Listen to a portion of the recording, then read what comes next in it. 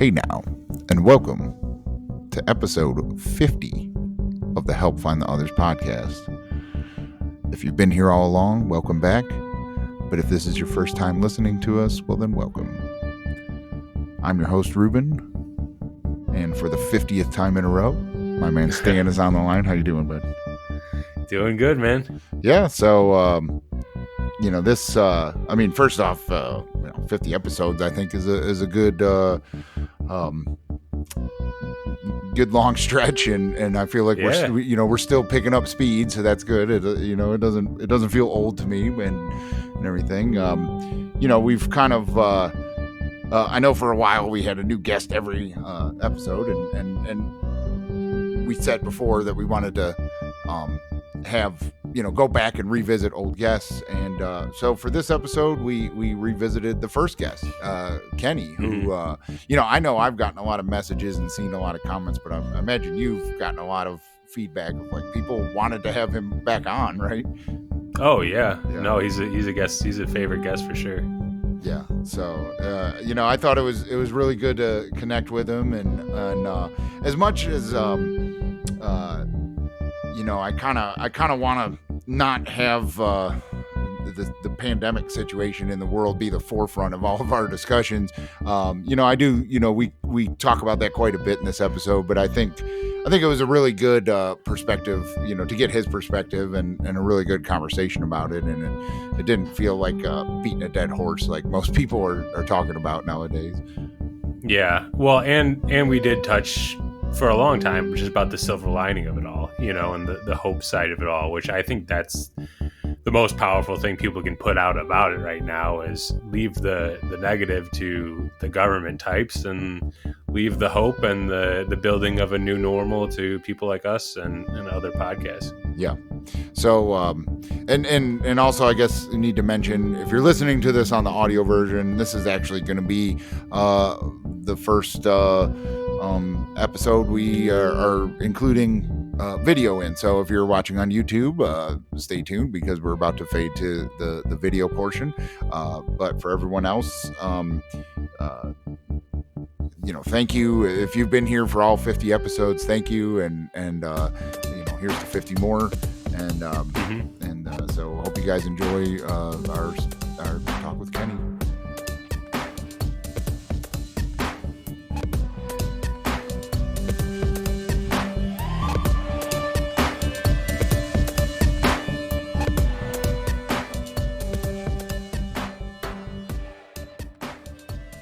Well, Kenny, thanks for coming back on, man. If anyone hasn't heard your first episode, you were actually our first guest, and this is our 50th episode. So we wanted to have you back on as, to talk to you again, see what's been up and have another chat. But, thanks for coming back on, man. Thank you for having me, dude. I appreciate it. And the 50th anniversary, I got lucky. 50th episode. Yeah. It's been 50 years. 50 years. That's why I told my girlfriend was 50th anniversary, and she was like, 50th anniversary? I was like, oh, no. So what's been up, man? How you been? Oh, man.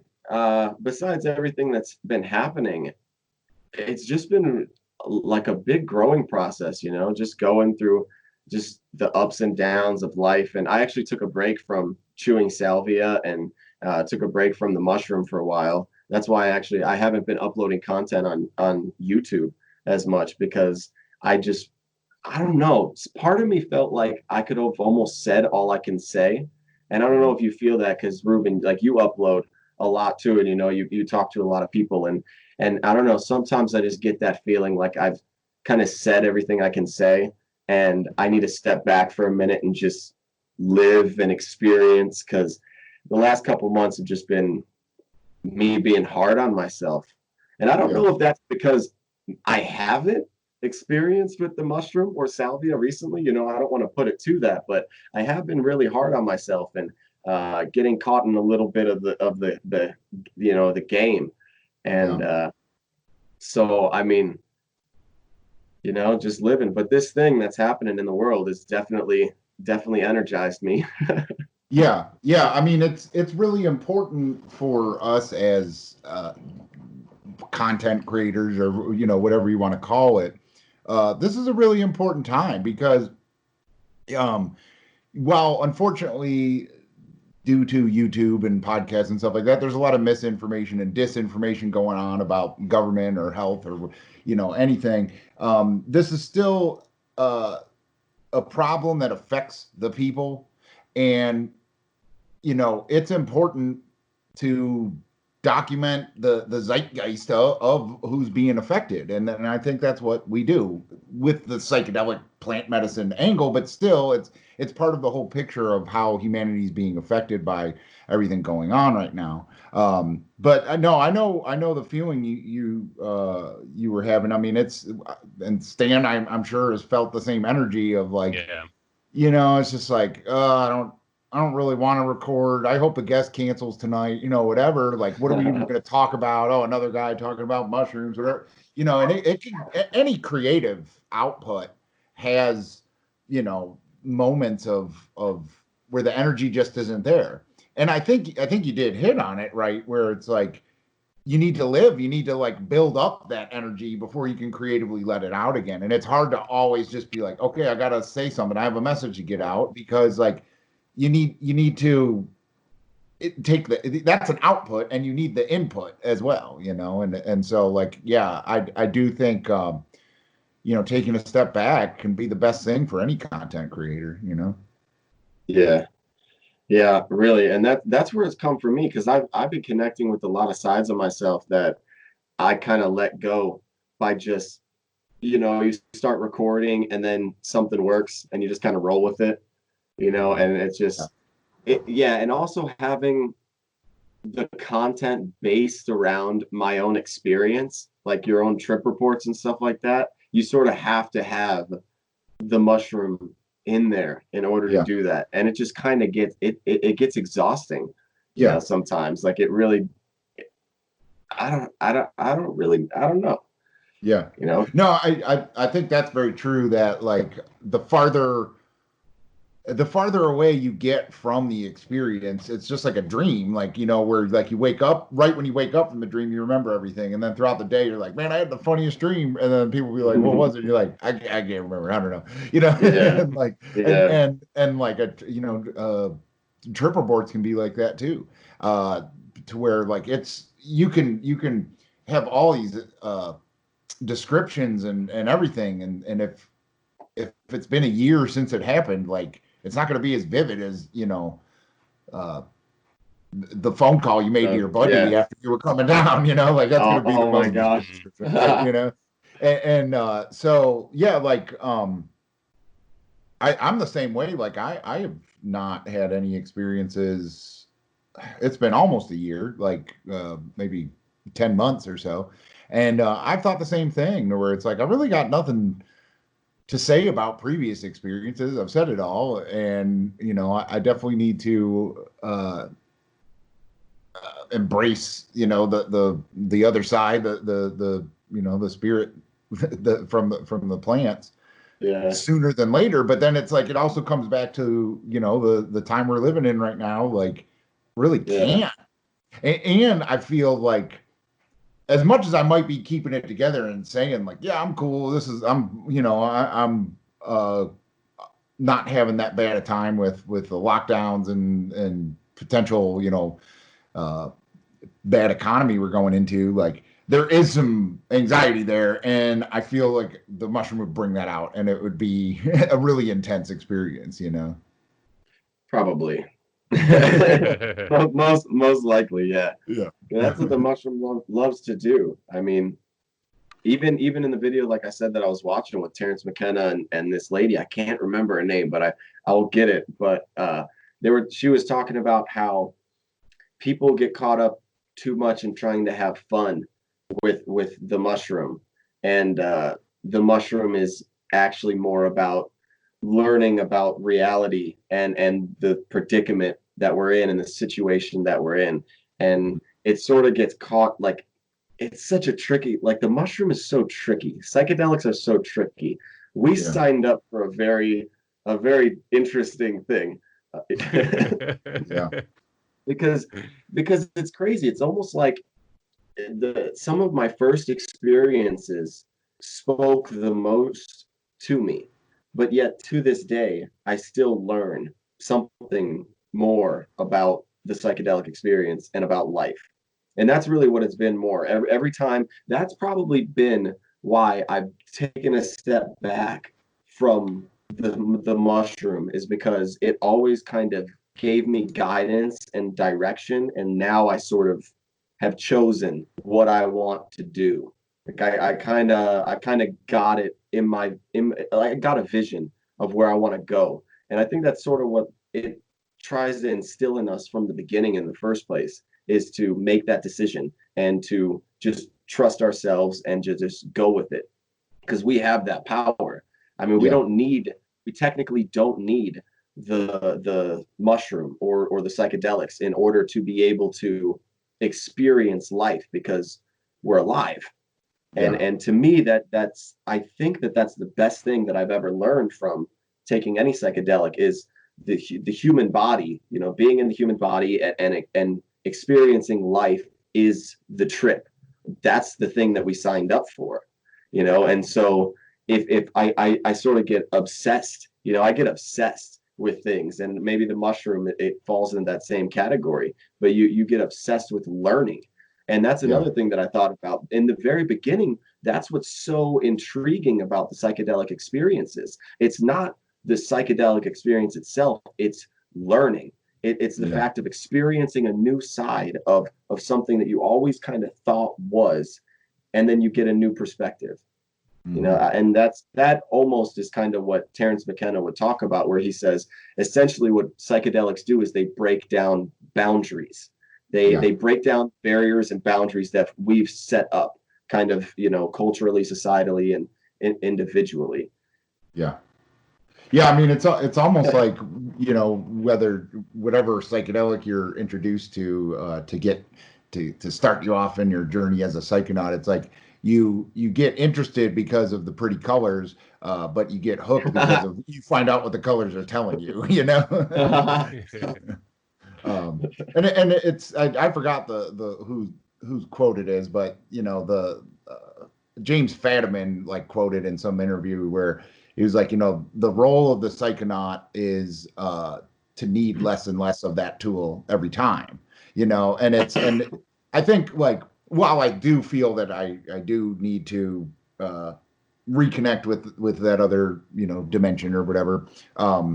It definitely you know, I got the message and hung up the phone because it's like they taught, you know, the message I started getting and getting more and more difficult experiences was like, you're out of shape, you need to you know, focus on this more and focus on that more, you need to, you know, started meditating, started journaling, started reading more, you know, all these things that had nothing to do with psychedelics, but it was an overwhelming like urge from my experiences to grow and improve and learn, like you said, you know. And I think that's like the goal. Like, you know, when I hear people talk about like, you know, I do acid every weekend, man. It's like, yeah, I did too when I was 18, and like it got old, you know, and it got old to the point where I quit for years because like I wasn't getting anything from it. It was just a party. And once you start using them with intention and using them as a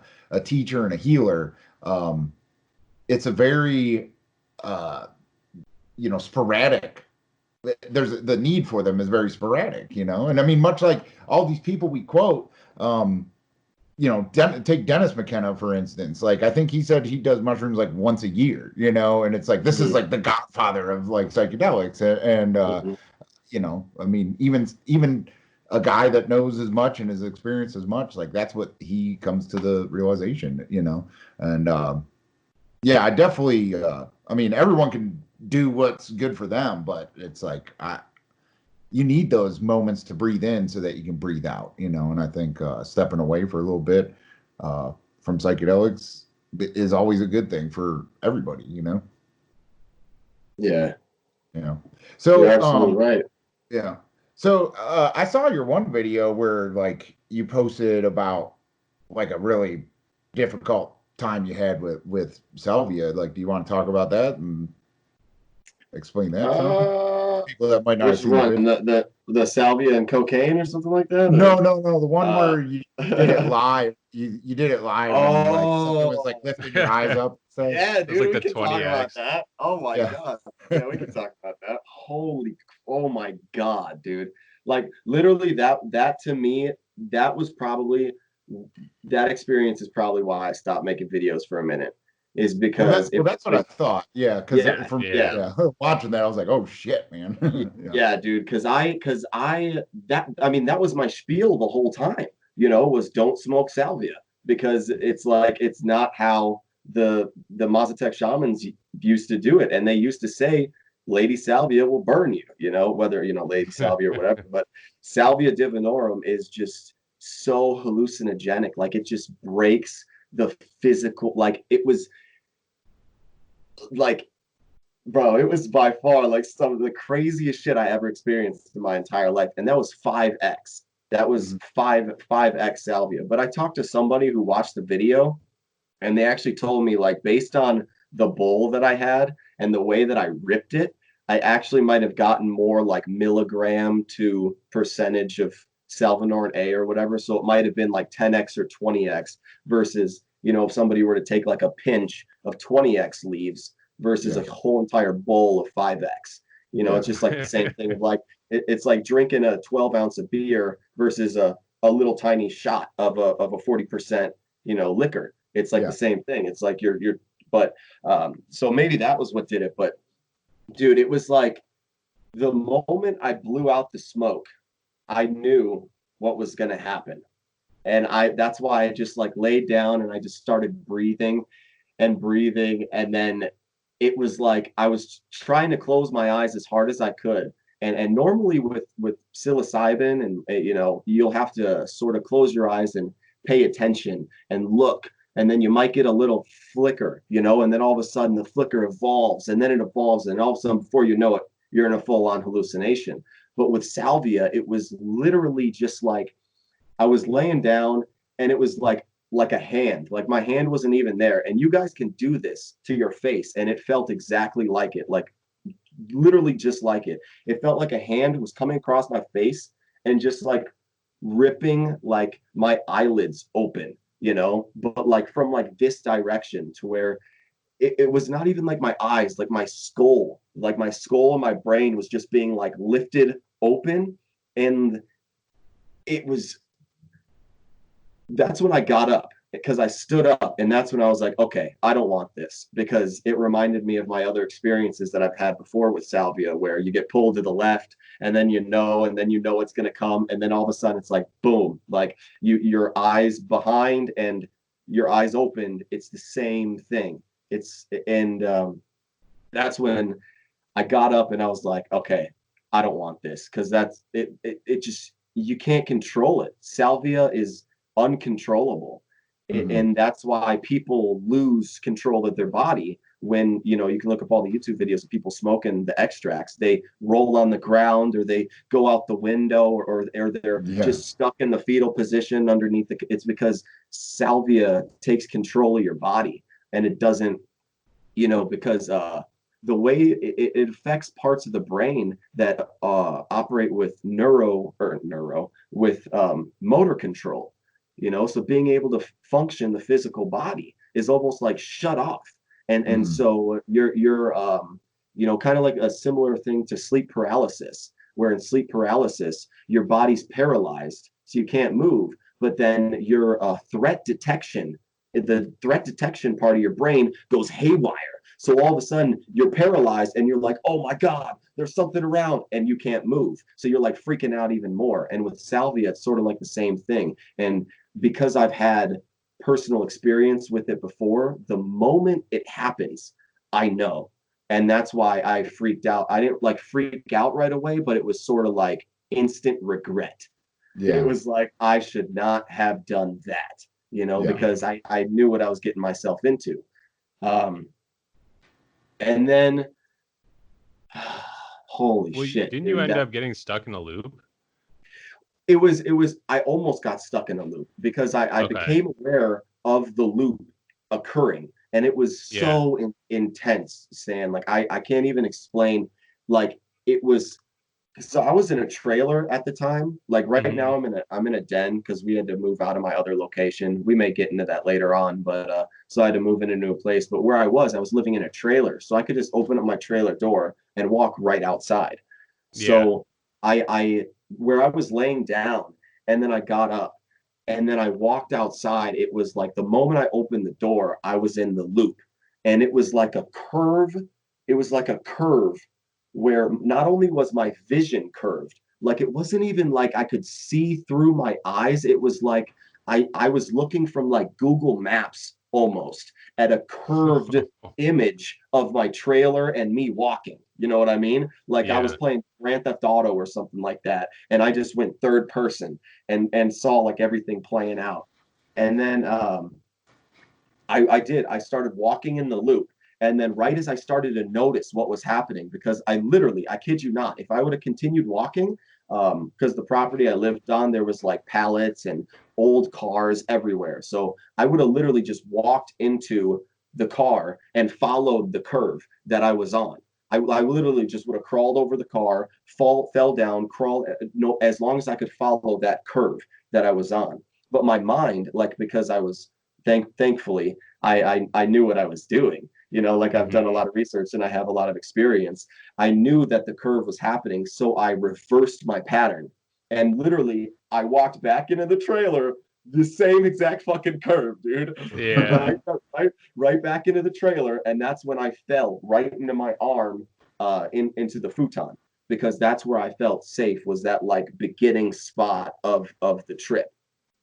Because salvia is just, like it literally breaks reality. Like mushrooms and salvia and maybe even DMT, like they can play, and DMT goes hard. You know, I'm not even gonna lie, like DMT is definitely the hardest when it comes to that, but salvia does it in a way to where you can still be here and you just know that this shouldn't be happening, type deal, like 110%.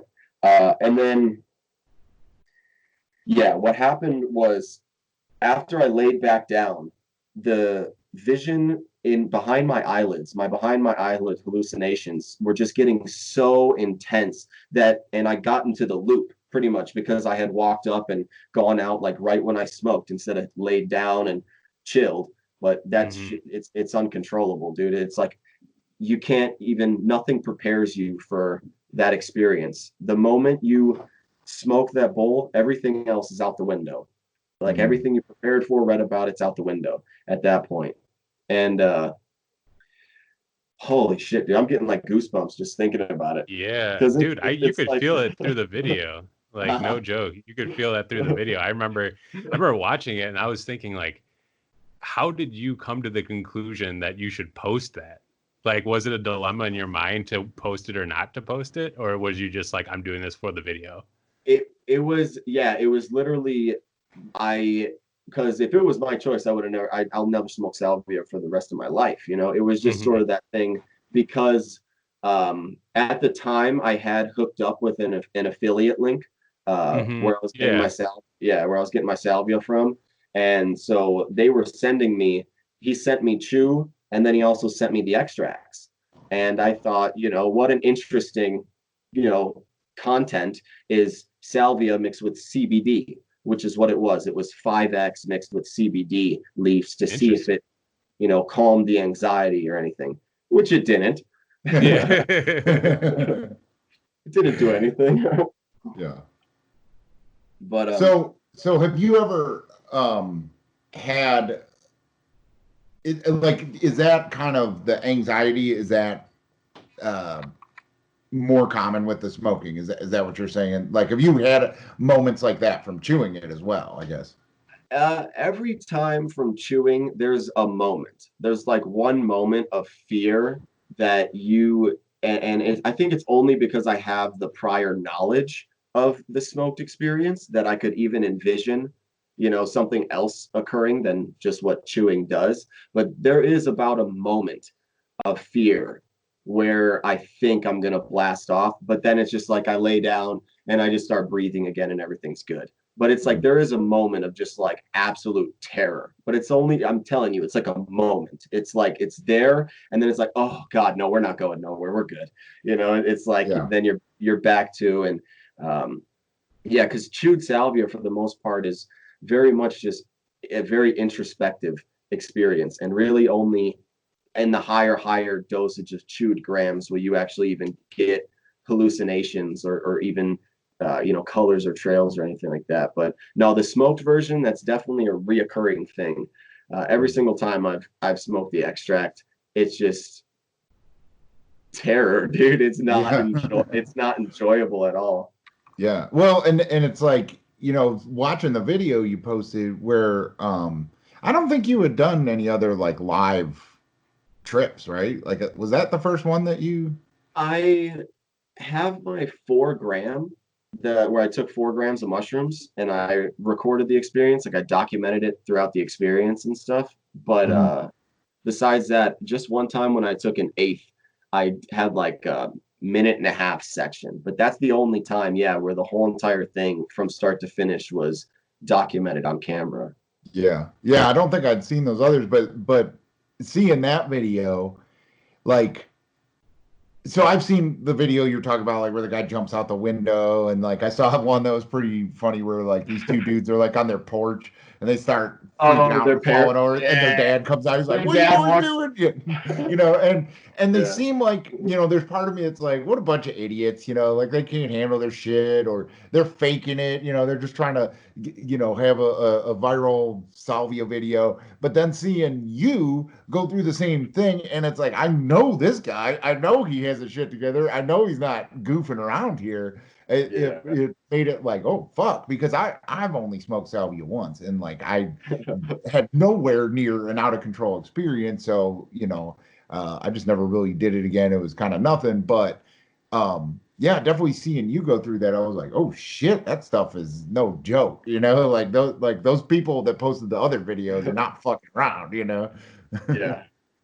No, yeah, absolutely not. And that's why it kind of became a problem during that time, because that was the idea. People were like, oh, people are just faking, messing around. Let's give it to Jim, let's just give it to Jim, tell him it's weed, I'll smoke this, see what happens, record them. Yeah. Oh, it's funny. Yeah. But dude, when I was like, my reaction there in the moment, it looks like absolute terror, but in the moment, I was just so astonished.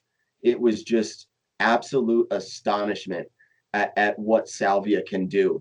It was just the hallucinations were so extreme that was my only reaction was, oh my effing God. You know what I mean? Like, this is insane. Like, this is unbelievable. Like, I cannot believe this right now, because that sometimes, especially a psychonaut, especially somebody, we refer to ourselves as psychonaut, we can build a tolerance. We can build up a little bit of a mental defense to these things so that we don't really fall prey to the complete astonishment, like in some of our original experiences when we're just in complete awe and ecstasy at the fact that we're alive and we're on Earth and the universe loves us. It's just like, dude, you do that 100 times and it, it's still great, but it's like it is what it is. That it is what it is. But salvia, just the way it dominates in hallucination is just, dude, I cannot even explain it. My only explanation was holy, oh my effing God. Because like, if you guys watch the video, you've seen that at one point I get up and I say, I'm closing my eyes and I'm getting up and I'm walking to the door and I'm opening the door and I'm closing the door and I'm laying down and I'm opening my eyes. And that's literally what it felt like. It felt like when I was walking up and doing that stuff, that it felt like my eyes were closed. And that when I went and laid down and actually closed my eyes, that was opening up my actual eyes. So it was like the reverse of reality. It was the reverse of reality. But it was exactly mimicking the loop that I had gone down. So that's when at one point I was like, I don't know what's real right now. I don't know what is real, because my behind the eyelid hallucinations started to become physical. to the point where I couldn't determine whether closing my eyes was real or having my eyes open was real, because it felt exactly the same. Mm-hmm. And that's, if you can imagine that trip, that's where at one point I got up and I went outside and I knocked on my neighbor's door and I was like, yo, am I real right now? Because I couldn't, like, it just took me out of my normal processing so quick that I just was just like this, left between my eyes closed, eyes open, eyes closed, eyes open. And it's just like, yeah. Yeah. No, that's Dude, crazy, that's man. the true trip. If you guys want some salvia, I'll send you some salvia.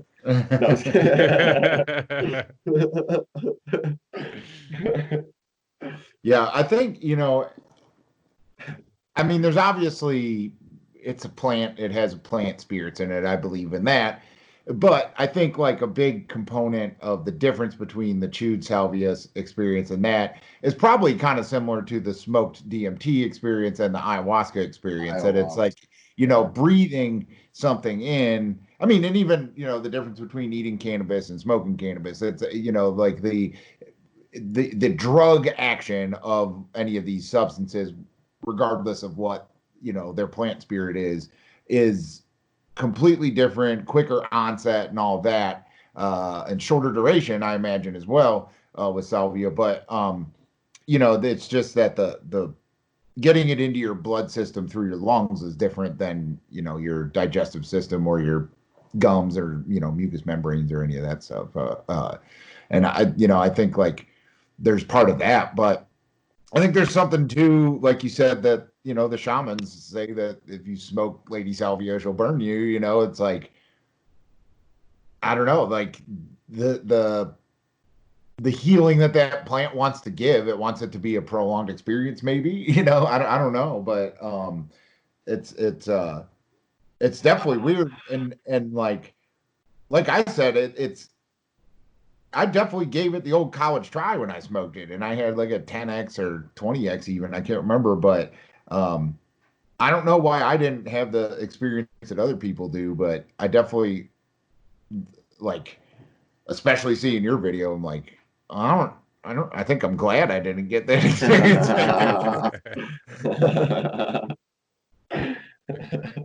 What did your neighbor end up saying?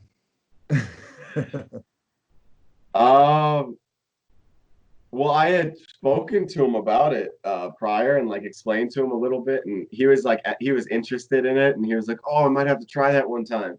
And then when I came in, he said that my face was just like, eh, and he was just like that was the face that he made. He's like a 50-year-old guy, so he's like really cool, chill old guy, but yeah, he was just like, dude, if that's what you look like after you do that, I'm good.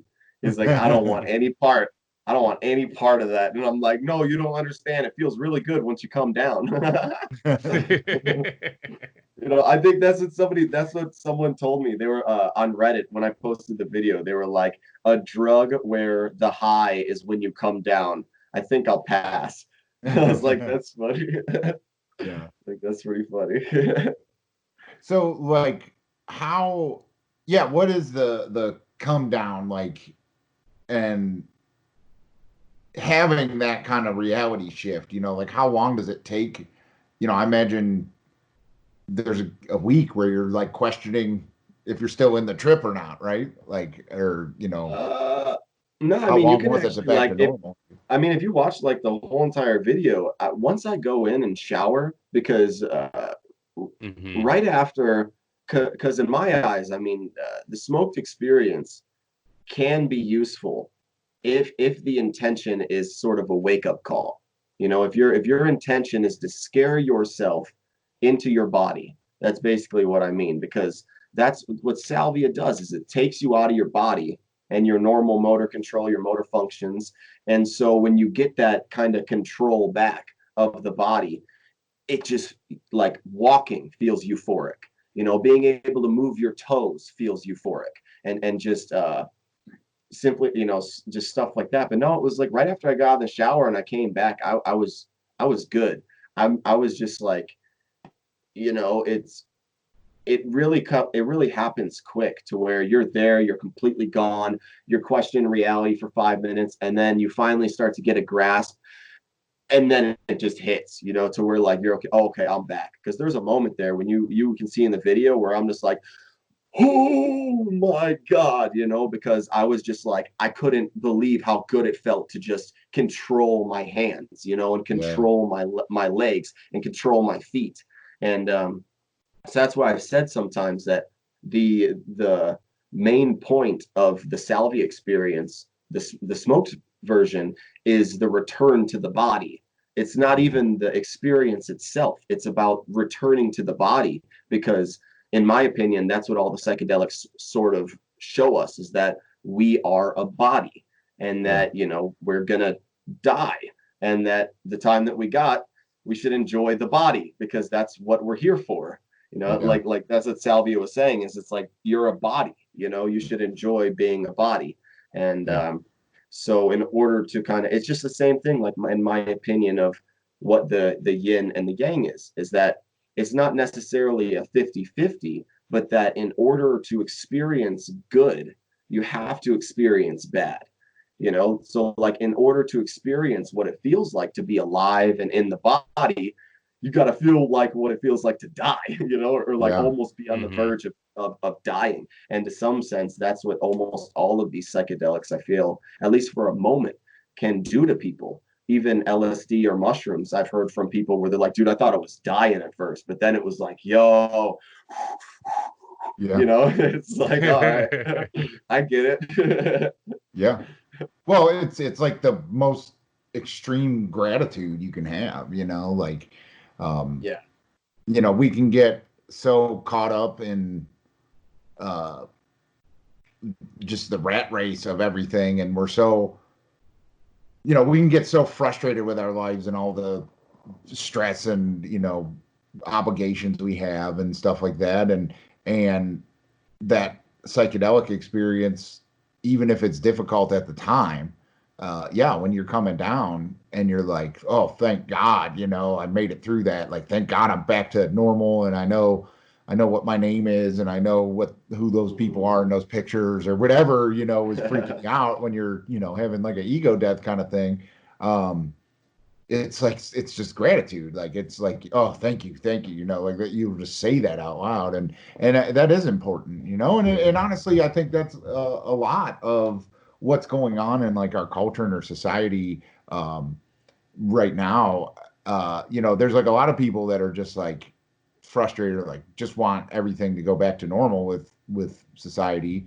But then I think the rest of us are like embracing the time, now that we got nothing but time, we're embracing that time to do things, we never had the time to do, right? And it's like there's a lot of I talk to a lot of people that have a lot of gratitude for their life and their loved ones and friends and stuff like that, and they're embracing, the kind of lockdown quarantines situation going on in the world now, and I think that mirrors uh, the psychedelic experience a lot just there.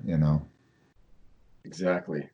Yeah. That's why, like, right now, what's happening uh it's very important for us to take this thing seriously, I think, because um dude, there's so much that I want to talk about with what's happening right now, because it really, like you said, it brings everything together. It is like a psychedelic experience, like with what's going on, because it's almost like human beings are collectively coming together and almost admitting that we don't have control, that we don't Yeah. we don't have control, and that I honestly think that this whole thing is just, it's a message from the earth that human beings are not operating how human beings are supposed to be operating, and we're getting sick. Yeah. It's literally like as simple as that. Like, we're just not living. And I think it really comes down to giving attention to spirit, Hmm. to spirit, and to the infinite, whatever you want to call that, God, the spiritual realm, everybody's got their own, but basically it's spirit, or the soul, or it's paying attention to our true nature, because our true nature is not physical. We are not really physical beings. This is only a temporal experience where we're temporary physical beings, but we are actually spirit in actuality. And I've felt my whole entire life that the belief in spirit, if you believe on your own, you're an army of one. But if you believe in spirit, you can have an infinite number of spirit beings, which in my opinion have lived life, they've experienced life, they've died, and now they understand how important life is because they're spirit. They can look down and they're the ones keeping this thing going. Ultimately, I feel like we're getting sick because we're not paying attention to our true nature. And that's ultimately, I think, the biggest message from the psychedelics. That's what it's always been from the psychedelics, is that human beings have to get their act together.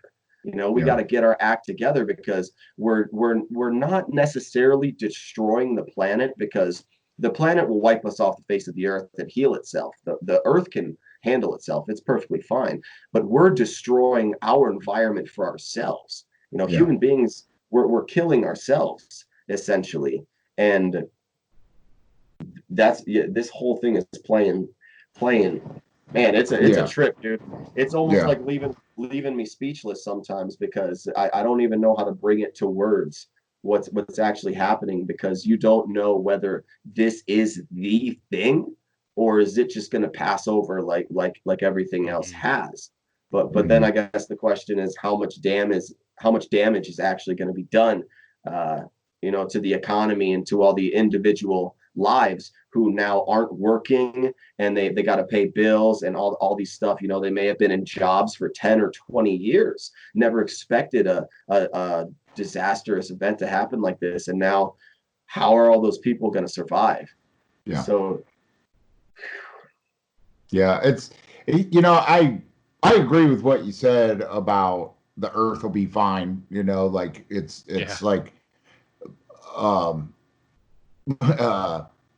what's Bill Hicks had a thing. He's like, the earth will shake us off tick if it wants to, and I mean, that's very true. And it's like, not like I argue climate change with a lot of people, but whenever I have, the people that think like climate change is a hoax and stuff like that, they point to like, the earth has been through this many cycles and this is just another cycle. And it's like, my response to that is like, you're right. Absolutely.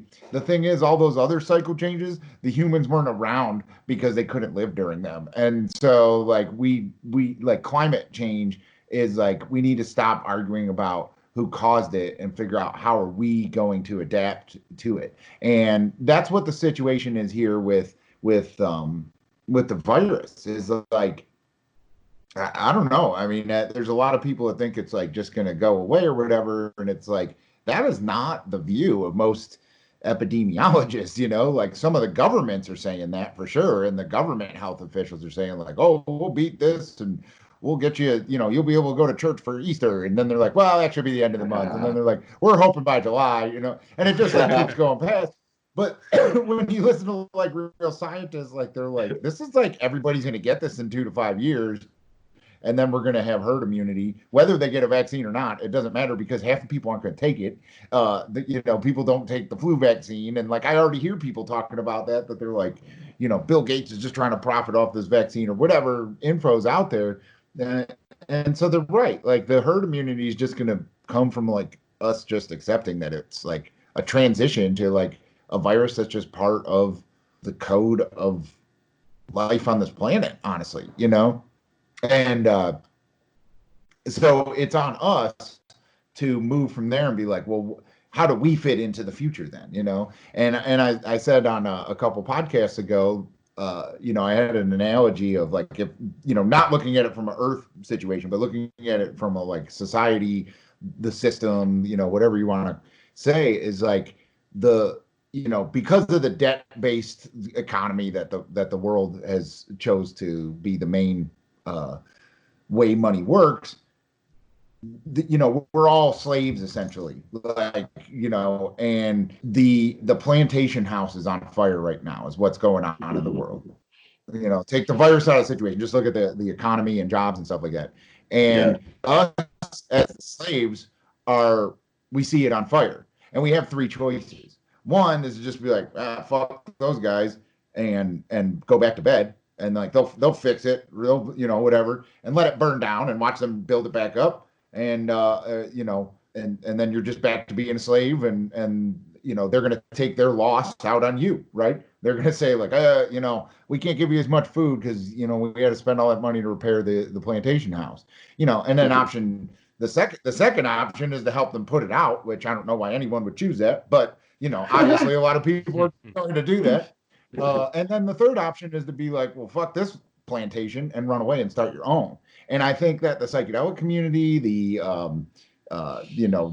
just all the not the fake awake people, but the real people that have woken up to spirituality and not bought into politics and religion and all the other bullshit and stuff that materialism and commercialism and all that kind of crap that just lulls people to sleep. The rest of us, I think that's what's going to happen. I think that like there's an opportunity to rise out of these ashes and reinvent yourself and reinvent your community and just really kind of come together as an alternative culture. And I think like all the work in previous generations of the counterculture have led to this moment. Like you said, this is the moment. This is Terrence McKenna was, obviously part of counterculture. He felt this. I mean, he called it the eschaton. Huh? The eschaton or something like that. Yeah, like the transcendental moment at the end of time. Transcendental object at the end of time. Transcendental object at the end of time. Like that. This could be that. I think we can make that timeline be that's what's happening now, or we can go back to bed and they'll fix all this and they'll just be like, hey, sorry, we can't contribute to your 401k, but you can have your job back, and like people can get their jobs back, but they'll have less benefits, and childcare is going to go up a ton, and food costs is going to go up a ton, and like everything's just going to get harder to live, and we'll just be we'll have that narrative like, well, at least we're safe from the virus and we'll be okay with having a harder lifestyle that's exactly the same as the shit that we left behind a couple weeks ago, and so I really fall into that third crowd of like, I'm taking this as like, well, fuck it, all the shit I've been talking about doing, I'm planning that shit out now, and like just embracing it as an opportunity to just like emerge like a out of a cocoon kind of thing. Yeah, because that there's two things that I want to talk about. I don't know which one I should do first. Because you're talking, okay, I'll go with what you're talking about with getting back to like a normal way, when you're saying people going back to normal or whatever. But that's the thing, is how long? Because even if the government comes out, or even if these medical experts and come out on live television and be like, yo, everybody, we got it contained, you're all safe, you're all good to go out and operate normally again. How long do you think it'll actually take people, though, to believe that, and be like, oh, dude, no. They didn't have this thing in control in the first place. Why are we going to believe that they got it under control now? I'm going to stay, I'm going to keep my social distance, I'm keeping my face mask, I'm keeping my gloves, and that's how I'm operating from now on, and so that, to me, I feel like it's not even on the government's watch at this point, because it's like, how much have the people been influenced, and how much are the public going to live in fear continuing on after even this thing gets organized? Because even if some of these locations get opened, I feel like a lot of the locations won't get open. Like some of the like gyms, for example, I feel like gyms are going to be some of the businesses that are going to get opened up later than sooner, just because the mass amount of shared DNA, I guess, with like workout objects and everybody's shower, just like there's a lot of stuff going around in there. And so, to your note, like people, how, that's what I'm interested in is even if they come out and say it, like how long is it going to take before people start operating back to normal? Because the FDA is they're speculating up to 18 months, that we could be dealing with this whole entire thing before things feel remotely normal. Yeah. But speaking of normal, do you guys follow Joe Rogan on Instagram? I don't know if you've seen his recent thing, but he talked about something with normal, and the way he explained just how people look at normal. And I just want to read it because I haven't really found anything. Okay, so he says, sometimes when I smoke, here, I'll show you guys the picture if you can see it. You see the tiger guy? Yeah. That's what, but Joe Rogan posted a picture of him and he says, sometimes when I smoke the devil's cabbage and think about how infinitely and unbelievably bizarre the current state of affairs are, I get the unmistakable sensation that things are never going back to normal because normal was always just an attractive illusion. Yeah. So that's one thing I've been thinking about too, is this is a big turning point in people's reality to come to terms with the fact that normal is not what we thought it was. And that's what actually that brings me back into what you were talking about. So what do people do now? What do we do now? Do we wait, or do we make way in the transition, and find light within the transition? And ultimately the transition that I'm seeing is the majority of people who still have their jobs and are working are people who are working online. That's what I've seen. Like people who are making an income from social media, people who are making an income from YouTube, from Twitch streaming, from electronic books, people who are making an income from the virtual world are the people who are pretty much golden right now, because they're not being affected. And they're almost getting higher on the pedestal because now people are at home. Yeah. There a lot of people have so much time, like you said. So what are they doing? They're consuming, they're consuming stuff online on the virtual web. And that's where I've been thinking that this is probably the first step. And that's what Terrence McKenna and them were talking about too, that usually when a major disaster or catastrophe happens, like it's not the initial thing that is the big change. It's what follows. And to me, what follows this is a virtual transition to where we can wake up and realize that we can make a living off of the internet. And that is almost the way that it should be. Yeah. And, or maybe not even make a living, but be able to live the way that we want to live, follow our passions, follow our dreams, and make reality a dream, and be able to enjoy life.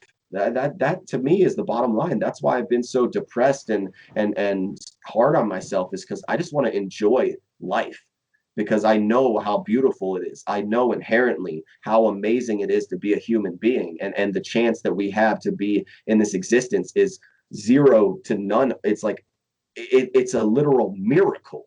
It's a miracle that we exist, and it's still a mystery to all of us. And I just want to enjoy life. And that's maybe what this is giving us the opportunity to do, is to give us that chance to transition into a new way of life.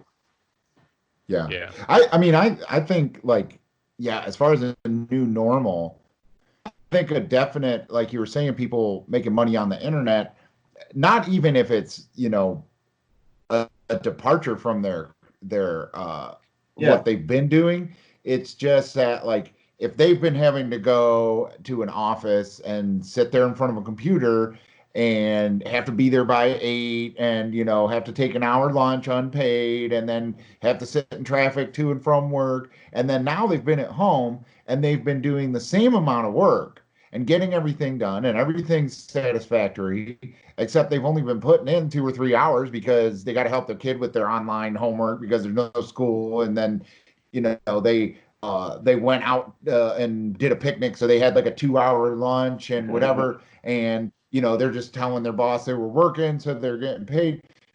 Like, from a worker standpoint, they're like, "Damn, I wish I could do this all the time." Well, from an employer standpoint, a lot of companies have lost so much valuation and so much of their revenue, for the year, that they're starting at zero and they're going to have to kind of rebuild their profitability and make, I think a lot of companies are going to be like, all of our people have been kept at home and maybe we don't need to lease this office space and pay, the maintenance fees and pay the cleaners and janitors and all that. And, maybe we don't need these buildings. Maybe we can be a virtual company.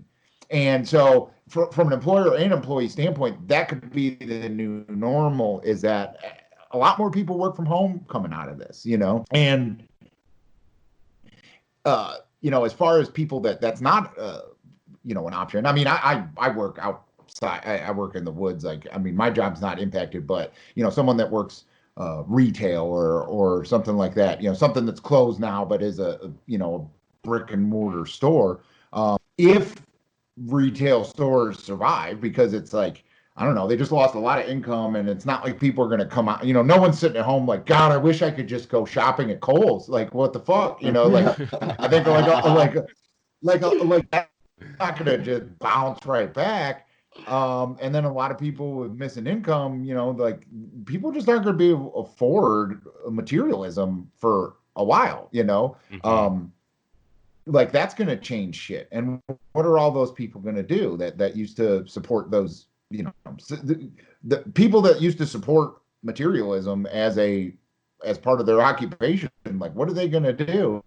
And like the ones that do open up where people do have to go out in public, unfortunately, the kind of thing that I hear going around is that, like, until they have a vaccine, or even when they have a vaccine, that they're going to create this kind of like social caste system of like, you wear a pin that's like, signifies that you've got the vaccine or that you already had COVID and you can't spread it. God. And like, and I see people like embracing that, and it's like, that is a scary idea for society, Yeah. So it's like the other option that will make the system easy to make people just go back to what they were doing is, to just change the narrative, like with some drug therapy or, just something that makes people aren't afraid. Like they're like, well, okay, so if I do get the virus, I'm going to get sick, but I'm not going to die. Like nobody's dying anymore, and they're just going to make it, you're not afraid of it. You're going to be afraid to get sick, but everyone's going to look at it like, I might as well just get it now, get it out of the way. And then that's it. And we just all move on. But like you said, the major impact of this will be felt afterwards. It's much like, the tsunami that destroyed Fukushima nuclear reactor. That was just a little earthquake. Well, I mean, it was a big earthquake, obviously, but it's just, it was an earthquake out in the ocean, and yeah, but like all the damage was done from the tsunami, and then the largest part of the damage is still going on now because it's this fucking nuclear reaction that we cannot stop. And we just, people were like, whatever, there's other shit going on, and like nobody thinks about it anymore, but it's still massively irradiating the ocean, and we won't know the impact of that for 50, 100 years, and so I think there's a lot of moments in life like that it's like, they could even seem big moments, but it's like the ripples afterwards as they, amplify are cause more of an impact. And I definitely think, all the stuff you mentioned about job loss and income loss, and just, the way that industries are going to have to adapt going forward. People are desperate to go back to normal, but like normal's gone, Yeah. Oh, yeah. I think that there is no normal. Yeah, it's 100% gone, and it's about creating that new normal now and applying whatever principles that we want to apply to our own situation. I don't know. The big thing that I've been seeing, though, that's been hopeful and uplifting is just how people have been coming together. Like, I think Yeah. what's being shown in social media and, YouTube, or even occasionally on the news, but not so much because of the fear tactics there. Like, everybody's coming together. they're believing in the social distancing side of it all, because it's like you don't want to be the reason why somebody else gets sick, but they're doing everything within their power to make, their loved ones feel like they're still there, even if they aren't physically, and making people feel special, like the hospital workers and people that are on the front lines. And I don't know, that gives me the hope, because this is a global situation that we're all surviving through. This isn't, 9/11 was big in my life. I remember where I first heard it. I remember where I saw it on the TV. I was in school. Like, I remember all of that. But this is something that globally we're surviving through it. It's not, I wasn't affected by 9/11 other than it happened in my country, and out of it came the Patriot Act that now surveils everything I do. But, other than that, I didn't feel it. This is something that everybody feels. Everybody's going to remember. Everybody's going to talk about. And it's going to take 2 to 3 generations until it's another, like, oh, that's in the past type thing.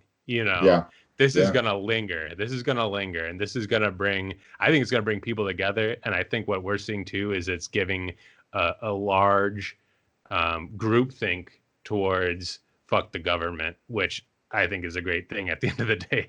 Yeah, it is. Yeah. But I think it's just about creating the new normal, man. And whatever that is in your world is your normal. There is I don't think there's a group normal anymore.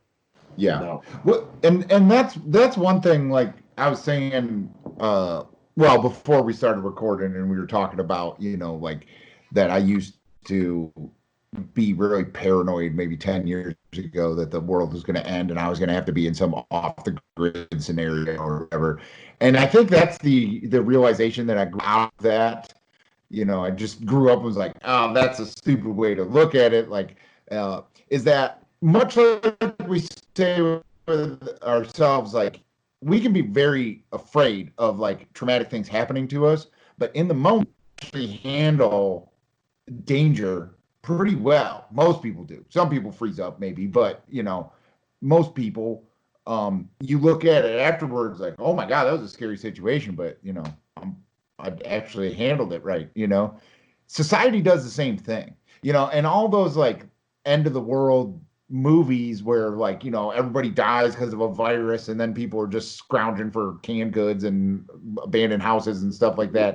Like, I really don't think, other than something that like instantly killed everyone on the planet, I don't see like society de-evolving into a situation like that, because everyone does come together, like, and unfortunately this whole thing is happening in an election year, so I'm sure in November we'll be back to at each other's throats. But right now, because like you said, we're all surviving through this together, everyone does seem to be getting along pretty damn good, and like, I'm sure it'll start, and maybe they're just not covering it enough in the news, but like, there doesn't seem to be the crime that you would think would be happening, definitely the paranoid gun nuts are, buying up all the ammo because they're sure someone's kicking in their door trying to get their, powdered mashed potatoes, but I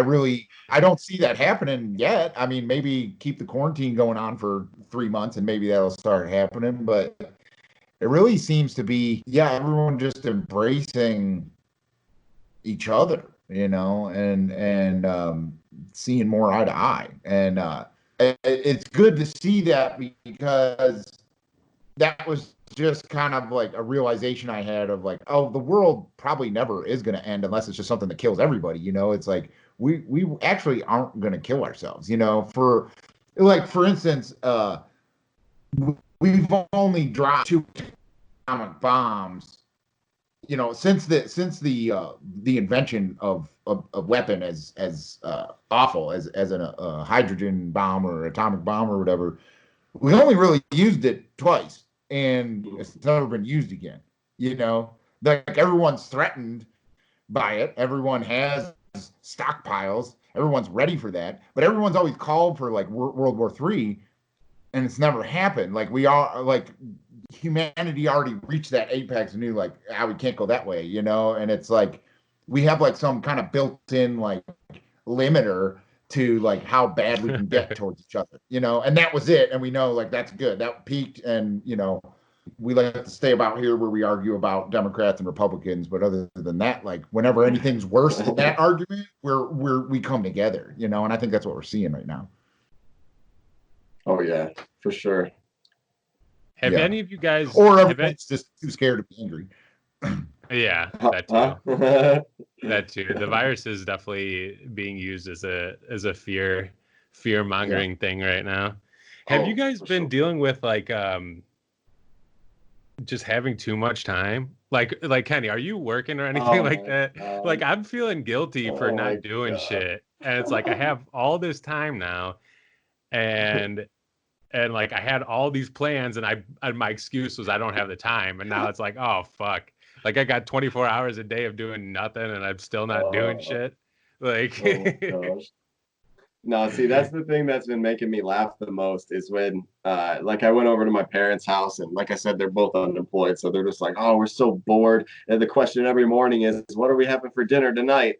And then they're just like, you know, all the kids and everything, they're like, "Quarantine day 15. I found a new place in my house." You know, quarantine, they just have to do boring stuff, you know. But to be honest with you, it's like I almost to bring back what Ruben said in the beginning, how he's built for something like this to happen. I feel like I've been preparing myself for a situation like this to occur, because everything I'm interested in is stuff that I do alone at home by myself, you know, or just like that, you know, because it's like I make music, you know, so in order to make music, I need to be in the studio pretty much by myself, you know, and that's a very intimate kind of thing that I do for myself, you know. It's like intimate, the right word, or probably the right word. Yeah, it's just like something that you know, it's like something that you don't want other people really around while you're, you know, just like I love writing, you know, but if you're writing and somebody's over your shoulder looking at every word you're writing, it like gets a little bit weird to write.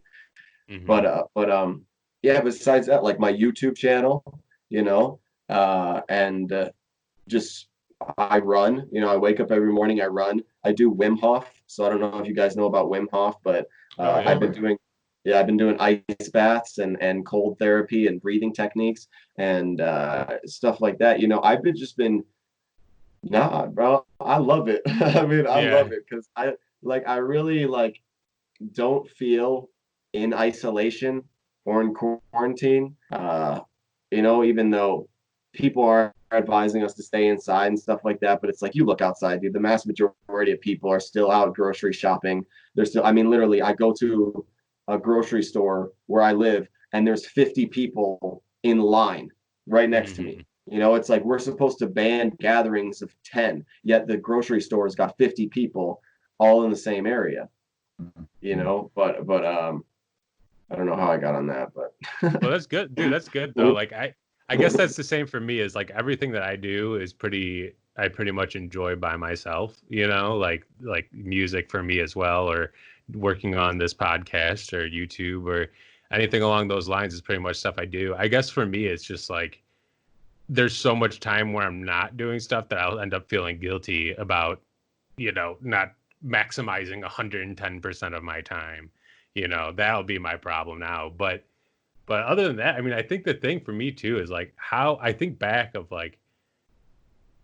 the day, like way back, everybody had this freedom, like, or like this free time, you know, and we figured out what the hell to do with it. So it's like I gotta do it now when I have all these tools around me. Like, why would I not do something with this, you know? But I was talking to my brother, and he was just like, "Oh yeah, it sounds like, you know, it sounds like you're living the life that we used to live, just without the hunter and gathering part," you know? Yeah. It sounds like. No, I think for me, it's different. At least time management and scheduling is different because of having kids. That's that's a whole different thing with this time period. Yeah. You know, because like, I can't freak out. Yeah, well, they're off of school, so we're basically on vacation, just can't go anywhere, you know.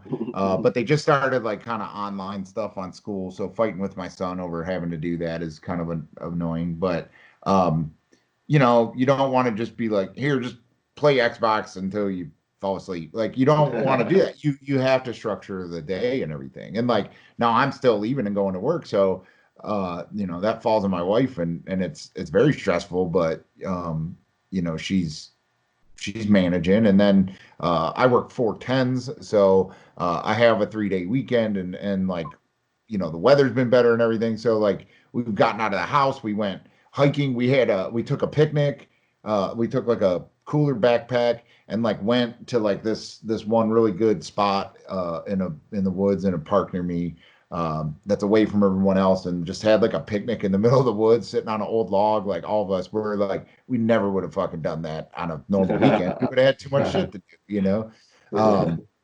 And so it's like just forcing us to get out and do stuff like that. That's, you know, I mean, just awesome. And as far as like all the other stuff, you know, like I saw like a, not a meme, but like one of those little like things that people share that's typed up, and it was like, if you don't leave this quarantine without a new skill, some new knowledge, or a new direction, then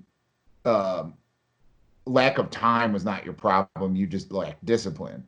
And I've noticed that, to where like, you know, I don't know, like Wim Hof, for instance. Like, I only do it maybe 3 times a week, and I usually just do it as like the kind of meditation I'm gonna do, and I don't do the like stretching and cold showers. Like, I maybe do that once a week, that component of Wim Hof. But I definitely have time to do it. So it's like, I guess it's either a lack of discipline, or I really don't want to do it. I don't know, you know, like, I've played more music, like, so like, I always was like, oh, I don't play enough music, like, and kind of mess around, you know, trying to write stuff. I've done more of that, so that's like, obviously that's something I want to do, because I'm utilizing the extra time to do that. But then a lot of the other stuff that I've always been like, yeah, I got to get into that. I got to get into that. I haven't, but I'm not beating myself up over it. I'm just like kind of aware of that, and being like, well, maybe that's actually not something I want, you know, or like, I don't want it enough. I don't know. But yeah, I mean, like, I'm just, yeah, like I said, I'm not trying to beat myself up over that, but I am aware of like that. I just don't try to feel too bad about it, because I'm definitely, like the picnic with my family, I'm definitely doing stuff that I didn't have time for before, and I'm utilizing that time for now, you know. Yeah, that picnic thing, it got me thinking that, like, almost when you take mushrooms, or you have a psychedelic experience, and halfway through the experience where you kind of get like full control back, and you just go and you're, you know, laying down on the grass or laying down on the dirt, and you're just there, you know. And that may be one of the things that, like, we need to think about a little bit, is like, are we taking this whole entire thing, you know, as in like our everyday routines and our everyday normals, you know, are we taking it too seriously, to the point where, like, you know, what's wrong with having a little bit of fun, or dancing around, or, you know, having it? It's just like, you know, that's sort of like the core of our nature, which we've all kind of pushed off to the side because of what society sort of, I guess it's society's trap of needing to get a job, and get a house, and pay bills, and live and survive. I mean, you're forced into this game almost to survive. But that got me thinking about, you know, you should just take advantage of, try to feel that kid side of you a little bit, as much as possible. And you know, I forgot what you said after that, but shit. Yeah, well, and I think like, people are embracing their kid again, because, you know, I see when I go to that park, like, it's a mile away from my house, and it's got a paved trail that people like ride bikes on, or just go walk. But then it's got all these like trails in the woods that you rarely see people on. And I would go there during the day, on the weekends, it didn't matter. Like, people really didn't go to that park to go on the trails in the woods. But now you see people all over those trails in the woods. Like, people are exploring right now, you know, and like, that is very childlike, to, you know, to be some dude that, you know, is like some 50-year-old guy who works 60 hours a week and whatever. And like the last thing you're going to do is go hike some trail you've never seen in a park near your house you've never been to, you know, but people are Yeah. doing that, you know, Yeah. and that's exactly what kids do. Like the last time I was at that park before there was a quarantine, I just took my dogs over there on a Friday that I was off and nobody was there except like school was out. I think it was like, well, maybe it was the first Friday that school was out, but parents weren't off work or whatever. And they were like these 10-year-olds and like, I don't know, they were probably going to like, you know, they stole their parents' cigarettes or something, but they were like in the woods. Like I was with the dogs going through the woods and then like I heard them running and like they were running down this hill like through the trails and stuff like that. And it's like, man, that's what kids do. They explore. And I feel that people are maybe not everyone, but I think a large percentage of people are using this time to explore, whether that's outside or whether it's new adventures inside, you know, with getting into a new hobby or reading a book they never thought they had time or whatever. I think people are kind of just in the moment, and I think it's great. You know, like it sucks that it's at the cost of all the people that The are expense of what's going on. Yeah. right. You know, so like there's that too. There's a little bit of guilt of like I hate Yeah. talking so positively about something that's very terrible in a, you know, in a situation that's not in front of me, like in suburban Ohio here. Like I could be like, yeah, this is great, but you know, if you're a ambulance driver in New York City, it's a completely different experience, you know. Oh yeah, for sure. Yeah, like my girlfriend's mom is a nurse, and she actually the hospital she works at, every single person on her unit is COVID. So they're either like positive or like they have symptoms and they're in the hospital because they think they're, you know, positive. But yeah, like you said, yeah. Then what'd you just say about? No, that it's like you know, I feel kind of guilty talking Oh, about how guilty because beneficial this could gotcha. be and stuff, you know, Yeah, but it's yeah, because there's a lot. Yeah, yeah. I mean, at the same time, it's like people sign, you know, you sign up for things and people sign up for stuff, and at the same time, I mean, but the nurses too, they'd be dealing with a lot of other stuff if it weren't for that. Man, there's so much lack of like beds for people and actual like medical supplies and gear like that. Like it's crazy because she's actually on like the front lines of it, and she comes home every day, and every day there's new changes to where like they got to go up a certain hallway and they got to sign in, and then they can only have a mask and they have to keep that mask throughout like the whole day, and then it's just like crazy restrictions and regulations that are going on right now. And yeah, I can understand, dude, like feeling that way, but I mean, we shouldn't feel guilty because nobody signed up. You know, nobody signed up for this. None of us really knew that like this was going to happen. Like we were all just waiting for a virus to hit so we can all have extra time at home. yeah. You know, just like it just kind of happened. Um, Yeah. Dude, this is like a literal psychedelic trip. Oh yeah. And it's reoccurring too, because like you can kind of go throughout your day for a minute and like forget that it's happening, and then all of a sudden it's like in the news. It's like coronavirus. Oh fuck! Yeah. Like I forgot. Yeah. Yeah. But So well, to you know, move on from lockdown talk, I guess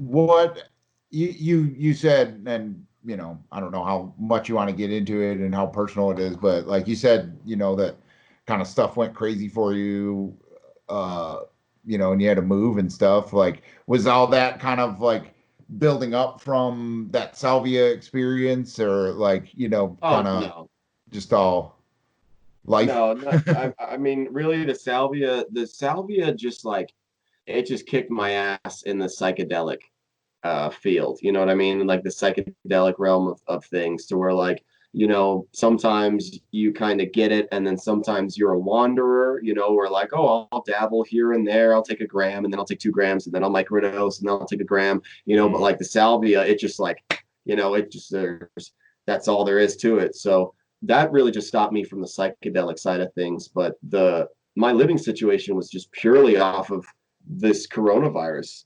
Like it literally was really? just, yeah, the people I was staying with, and I actually worked for them too. So I got out of a job too. You know, I lost my living situation and my job all in one lump sum, you know. And so they were basically just out of the blue told me, you got to look for a new place to live. And I was like, because they're like 65, 66, and they've been heavy smokers since they were like 15, 16 years old, you know, so they have like reoccurring health conditions and they're older, and they got spooked out from watching the news and just seeing, oh, the older people are the only ones dying, and if you have reoccurring health conditions, you know, be careful and don't be around younger people, like blaming it all on the younger people, like just because I'm 25 years old, that like I'm gonna get you sick or something like that, you know, like I'm gonna be the one to like bring the virus to your house. So they basically, you know, like I told you guys, I was living in a trailer at the time, and because they had like a couple acre property, I was living on the trailer, and I had no bathroom in the trailer. So if I had to use the bathroom, I needed to walk inside the house and use the bathroom, you know. And she straight up told me, like, if you're gonna be in the trailer, you can't come into my house because I don't want to get the virus. And it's like, how do you expect me to live if I can't use the bathroom? You know, Yeah. and so, and then she basically came clean and was like, you got to leave because we don't want to get sick and we can't risk our lives, you know. So literally, dude, like everything was good. We were going to do conventions, you know. I work conventions. That's what I was working on the strip. Actually, we had one of the biggest shows on the strip. It was like the fourth biggest convention this year. There's going to be like 60,000 people all in this convention area, you know. So imagine what that would have been like if the corona would have happened. Yeah. But yeah, so I got out of work, and then you know, that whole thing happened. But I'm good now. You know, I'm making it work. That's the thing that you talk about though, and that we're talking about, is that in order for change to happen, sometimes you kind of got to get kicked in the butt. You know, you kind of got to get like scared into change, almost in the same way that society is getting scared into change through this virus. It's making people get out of their shells and realize that the norm isn't the norm. And for me, that's essentially what I needed. I mean, my environment was toxic. Like the environment I was living in the trailer on this property, every single morning I'd wake up and I'd go to work. You know, it was like I'd wake up in the morning and I'm on the clock because Yeah. work is right outside my door. And so it got into my head, dude, and I got sick, like just physically sick, and I just couldn't do it anymore. And maybe that was just the universe, you know, because sometimes the universe just does things, like it puts things in front of you and just forces you to go through it, to grow, you know, to learn and to grow. And that's what it did. It was like, you're not good in this situation, you need to get out. And that almost was like the universe telling me, you know, you gotta leave, you gotta go somewhere else. And Yeah. so it's crazy how everything plays together, dude. Like reality is such a, and just like how you said, how not one thing started stuff. It was like things happened, and then things happened, and then things happened, and then things happened, and then things happened, you know. And that's just Yeah. like how I feel right now, is that like everything that's happened up in my life, and maybe for all of us on a mass scale, everything that's been happening since the beginning of the start of the universe has been leading to this moment right now, you know, that we're all going through right now. And it's Yeah. the most important time that we're ever going to experience. Yeah. I would argue that though, that you could say that about every moment leading Every up moment to now. leading up to now. Exactly. And You that's what know, like I was gonna yeah. say, Ruben, is what Terrence McKenna says is the felt presence of direct experience. Is that that's what we're being forced into by staying in our homes, not being able to go do things, we're being forced into the felt presence of direct experience. You come downstairs, your whole family's home. You know, you go outside, it's just the bush is just there.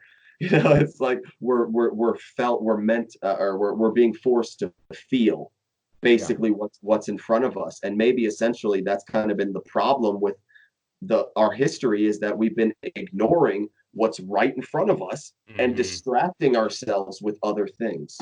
Yeah. Yeah, no, I do feel that like this is the wake up call for and people like us, we probably live in the now more than most people, but it's still a struggle, and we always have to kind of check ourselves and whatever. But What's in it's the like, now? but I think the large majority of people absolutely do not, and are not even aware of that. Like, I don't know how many people that like friends I've talked to that are like freaking out, and uh like I'm lucky that my job is literally walking in the woods, and That's every awesome. every day I do like Wim Hof breathing or just some sort of silent meditation and sitting on a log in the woods, and like I like people are getting annoyed at me that are freaking out when I'm like, you should try to just go meditate in the woods, and like people are like, what the fuck are you talking about? Fuck you,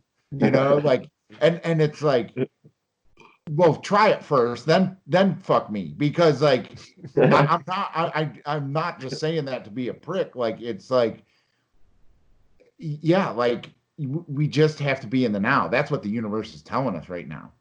Hmm. And so many people, that's just not even remotely close to their normal way of life, and like that's part of what they have to understand is like, maybe you can go back to that normal way of life, but it's going to be a lot harder. And maybe the universe is telling you like, you need to like start paying more attention and living in the moment a little more, And a lot of people are having a hard time with that, whether they lost their job or not. Like, that's another component that uh Oh yeah, like my I my can't. Yeah, like I don't know what that's like, because I haven't felt that, but yeah. I understand it, and I know, like, I've been unemployed a lot in my life, and I deliberately did it for 2 years, and it fucking sucks. And I probably shouldn't have, from a financial standpoint. Like, it wasn't like I was like financially able to be unemployed for 2 years, but it was like something I needed to do for myself.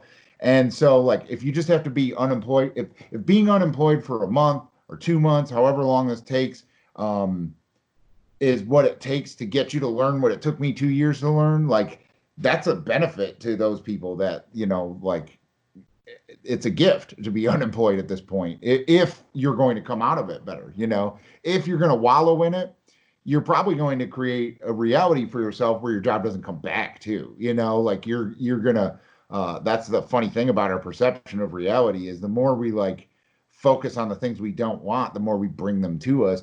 And I think a lot of people are going to notice that about reality right now, is like the people wallowing in this situation. um it's probably not going to get better as quick for them. Um, Yeah. but yeah, I think like that's a big thing though, like meditation and focusing on now and nothingness um, is a key thing to getting through right now. And it's just it's funny to me that the response when I'm trying to tell people that to calm them down is like anger, like upset at me for like even suggesting that could even possibly help them. And it's like, oh, you're missing the moment. You're missing the point. Yeah. Because ultimately, I think that really where the fear comes from is the idea of dying. That's what scares everybody. That's the notion I'm getting from what's happening, is that it's not even like the sickness itself. It's that Mhm. people like that, just the idea of dying is scaring people, because I think that's been the taboo for our whole entire history, is thinking about death, and the fact that we are not permanent beings, and that we will die, we will go through a dying process, and nobody on earth knows what that means, because Yeah. none of us can remember or can even talk about what it's like to die or to go through that process, because we're alive, and there's no arguing that we're living. and Yeah. so really, like, that to me, like, I think people are scared just because that idea of death, of Yeah. dying. And that's always been a huge thing for me with the psychedelics, is coming to terms with dying, Yeah. and being okay with it, and just being understanding that that's just a part of life, that Yeah. that's just a part of reality. And unfortunately, and that's kind of what makes me so upset, and that's probably why I've been in a shell for the last couple months, not really been so much putting content out there, is because can we change what's actually happening? You know, can we change others? Because that's been another thing that's been a huge reoccurring thing to me every time I've taken psychedelics. And even some of the biggest people throughout history who've taken these plants have talked about, you know, I think Aldous Huxley has a quote where he says, the only part of the universe you can be guaranteed of improving is your own self. Mm-hmm. You know, and in some terms, it's like, you know, can we fix what's happening in the world? And is it even worth trying to, in some sorts, sort out the situation that's happening? And maybe that's a test on ourselves in the first place, is do we get caught up in the game, or do we, like you said, enjoy ourselves? Because every individual has their own sort of vision of what they want to do, how they want to live life, how they want to enjoy things. So what would actually be important is to follow our own curiosity and to follow our own enthusiasm and to live and create a life based off of that. Because I've spent so many of my years and so many countless hours of my psychedelic trips trying to think about how to fix the world or how to make the world better. And every single time, it just comes back, focus on yourself.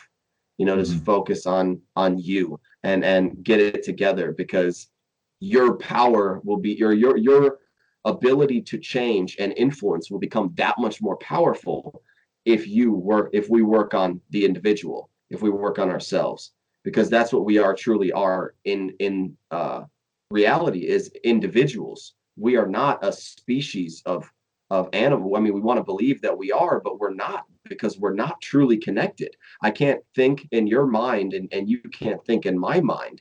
And that's one of the hard parts about this life, is there's just so much communication and there's so much language, there's so many space in between, well, when I get up here, you know, in my mind, and getting it to you.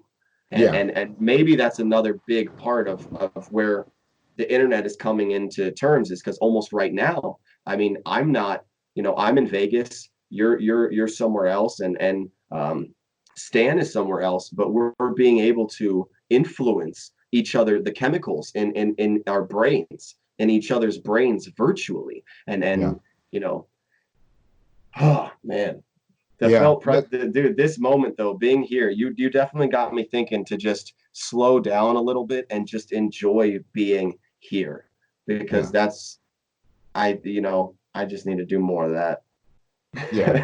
No, it's a weird time, because I think that's the lesson of it, but everybody feels like, oh, I got to be on social media and see what's going on. Oh, I got to call my friend and see how he's doing. Which is good. Don't get me wrong. I mean, like, I think that is a benefit of this time, as people are reaching out to friends. But still, it's like everyone has this need to be connected right now because we're isolated, you know, to where that's what's so weird is, like, before, when we weren't isolated, we were isolated just in our loops. You know, we didn't have time. Like, I've gone 2 years. I used to have cookouts all the time at my house and invite my friends and stuff like that. And I've gone 2 years without having one. And it's like, so I could have done it at any time, but it's like, now that I can't is the time I want to do it the most. And you can do that for a lot of different things, but a lot of people feel that. And so we have this need to be connected. But I also think, you know, the gift right now is to not be connected. And, like, that's the other thing I suggest to people, you know, if you can't go meditate in the woods or whatever, you need to at least have like 2 hours out of every day right now that your phone is nowhere the fuck near you, you know? Like, that's the other thing with my job. Like, I go walk in the woods for long stretches at a time. I'll leave my phone in the truck. Like, because otherwise I'm going to sit there and start scrolling through Twitter, and, you know, someone will text me about, like, look at the Bitcoin market. And I'll be like, oh shit. And I'll go around and watch, you know, and all this stuff. And it's like, I need 2 hours a day where that can't happen. And if anyone's calling me, anyone's texting me, I'll talk to you in 2 hours, you know? And that's really important right now, because we really feel this need to be connected and talking and finding out stuff and getting a clear picture of what's going on and whatever. And I think it's really important to live in the moment also requires like getting the phone out of your fucking hand. And I hope that's a lesson people learn from all this is once we are back to quote unquote normal, I think people are gonna be like, holy shit, I'm sick of my phone. Like I've had like 9 straight hours a day, 2 months of my phone. And I think like that's a big thing that they're great tools, but I think like, people are gonna be sick of them, and I think that's a good thing, but maybe not. I don't know. Yeah. But yeah. You But could yeah, hope. I mean, so like going forward, like what do you think you're gonna do, you know, with your channel and stuff? I mean, you think you're gonna just keep on keeping on, or you think it'll go in a different direction, reinvent yourself? I mean, what do you picturing right now going forward for yourself? I mean, I want to keep it going with the YouTube, DeNight Dimension, because I got some pretty big ideas that I've had that I kind of just like put off to the side for a minute, because obviously now, like, we have more time. I've got time to where, like, my girlfriend, she would be working, and now I can kind of have her help me with recording or taking footage of me, because some of these videos that I'm doing, that's the one thing is I want to evolve my content. I don't want to just sit in front of the camera anymore and just try to just talk about my experiences, because that's what I mean is it's like I feel like I've almost said, and I've shared everything, that I can Yeah. share with people, but to be completely honest with you, this whole entire thing, and actually started way before the whole thing happening now had no motivation for me to choose this, but uh, I decided to play World of Warcraft again. And Nice. and, and I know that that might sound, because World of Warcraft came out with a classic server, which is basically like World of Warcraft how it was when it first came out, Mhm. kind of like vanilla. So there's no expansions, it's just World of Warcraft. And it was something that I was into when I was a kid, and I was like, hey, I might as well just try it out, pick it up. And I realized that it was something that I actually do enjoy doing. And to me, I've been kind of spending time. So I spent a lot of time playing the game, obviously, like a month of just dedicating and no lifing on the game. And video games are really interesting. They're comparable to psychedelics if you can use them properly and wisely, I think, because there were moments where I'd played WoW for 4 hours or 5 hours, and then you take a break and you go and you're like, man, eating a sandwich is nice, or drinking water is nice, or giving my girlfriend a hug, and just being like, what's up, babe? She's like, what's this for? I don't know, just like, because the game gets you really caught up. But to say that is just I felt bad for a minute about playing World of Warcraft, because of the majority of the population would make you feel bad about doing something like that. But I decided that I'm gonna start streaming. Like, I want to start streaming playing video games, because if I'm gonna play, I want to be able to share that experience with other people. I want it to be meaningful. I don't want it to just be me playing by myself, no lifing for 12 hours and having sweaty arms and, not taking a shower. Like, I want it to be, like meaningful and impactful, and also in a way to where it's all about attention. Once you can get people's attention, you can change the narrative. Like, I really like what you say, Ruben. I'm going to say that a lot more now. The narrative. That's like I just like that. But, you can change the narrative to people by, I'm just playing a video game. And then all of a sudden somebody might ask in the chat, oh, have you ever heard about mushrooms? And it's like, whoop, let me pause the game real quick and talk to you guys. Yeah. And that's I think the power of streaming now is a lot of kids, a lot of the younger generation is going towards Twitch, and they're going towards video game streaming. That if you can take advantage of that platform and doing it in a strategic way, to where you're not just trying to make a living off of streaming video games, but to do it to where you're actually trying to hack culture in a Yeah. way. I'm going to get into the video game field because that's where most of the kids are, and be able to express ideas to and essentially change culture and to change society. And this is one Yeah. of those things that I want to focus on going forward, is making YouTube like a YouTube channel completely devoted to gaming content, and then have my current YouTube channel just devoted to, DeNight Dimension, like psychedelic talks, psychedelic skits, and whatever, podcasts, maybe even having like talking to you guys more, because this is something I enjoy, and but and then dude, my music, like I have so much music lined up that I've just been so hard on myself about, that I'm just not gonna take that chance anymore. I'm just gonna put it out there and let the world decide if they like it or not, because most of the time I think all of us, as individuals, we have those things that we have inside of us which we doubt, and we think, oh, it's not practical, when really that could be the very thing which changes your life. Yeah. So, just I'm going to keep focusing on what I've been focusing on, dude. I feel like you said, I feel like I was built for this, and I've been preparing for this to happen. Yeah, man, I agree. That sounds awesome. I mean, you're right on with the video games too. I mean, I get frustrated as a dad watching my son, like that's all he wants to do. Like I have to like negotiate with him to get him off of that. But I've played video games my whole life, and I've had periods where I've been super addicted to Call of Duty or something like that. Like I get the new NHL game every time it comes out, and I play, I play like franchise. No, yeah, no, we gotta play hockey online, dude. Hell yeah, man. Yeah, like, and it's funny because like I have like years of useless knowledge of statistics of players that never really existed from franchises. In NHL 18, I'm like, oh man, that one guy I created had 57 goals his rookie year, whatever, and it's like, so, but that shows like people's focus on it, and you're right that if you can hack culture through video games, I think that is the future, and I think like that obviously can be used negatively. there's people that are already hacking culture negatively through video games, but I think there is a positive avenue there.